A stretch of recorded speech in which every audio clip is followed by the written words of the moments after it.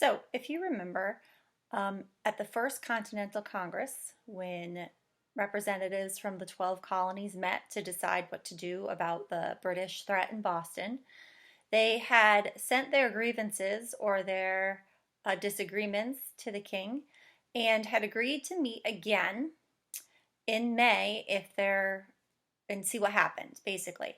However, before that scheduled meeting, the fighting at Lexington and Concord had taken place in Massachusetts. And now, when the Second Continental Congress meets, they have some serious issues to discuss and figure out what they are going to do about it and how they are going to approach it. In 1775, after Lexington and Concord, the Continental Congress is still not ready to separate completely from England, although the radicals, who are from Massachusetts, like John Adams, are already looking for a separation from England. But the rest of the Congress is not yet ready for that.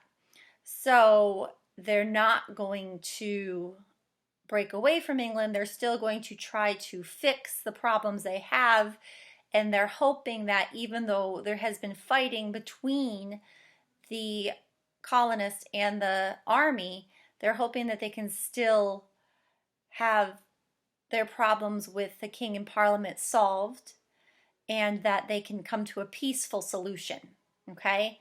What they might not know yet is that King George III is furious and is not looking for a peaceful solution anymore. But that's another story.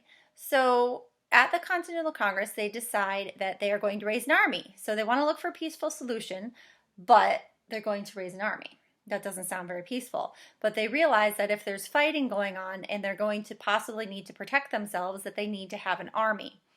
And so they agree to do another interesting thing. They make their own money and they are going to use taxes from the colonies to help pay for the army, which is interesting because a lot of the problems came from the British government taxing the colonies. But it was more about the colonies being taxed without permission.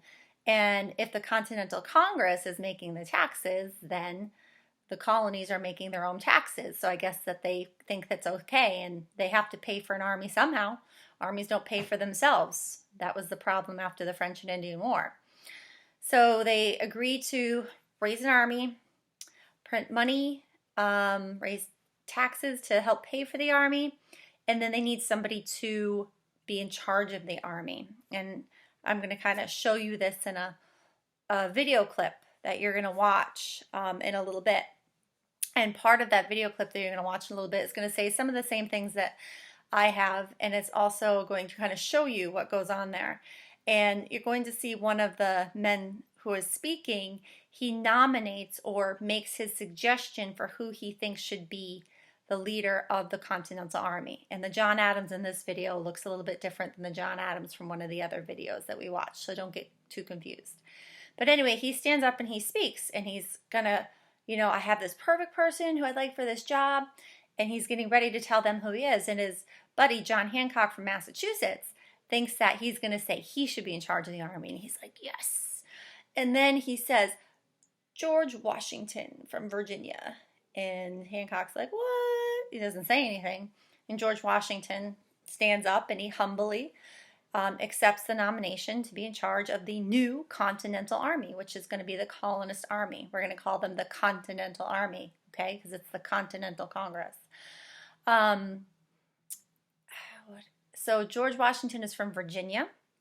He's a wealthy plantation owner from Virginia, and he has experience because he was part of the Virginia militia, and he fought in the French and Indian War.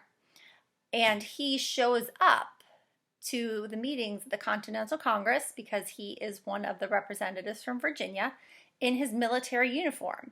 So it's kind of like his way of letting everybody know he has military experience. Like, he knows they're going to need to pick somebody to help lead a military. And so he kind of shows up by the way that he's dressed. He shows that he could be the guy for the job. And the other thing he has going for them is all this trouble is taking place in Massachusetts. So it seems like Massachusetts's problem. So how do you get the other colonies to go up and assist with what's happening in Massachusetts? Well, if you have George Washington, who is from Virginia, be the commander of the army, then you have a man from the southern colonies going up to help Massachusetts, and it kind of brings the colonies together so that it's not just a Massachusetts army and all the Massachusetts people are in charge.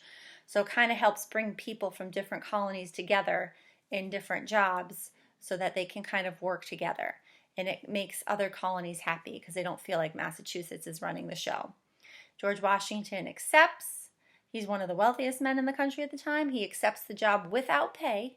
He is going to work for free, and he is going to lead the new Continental Army.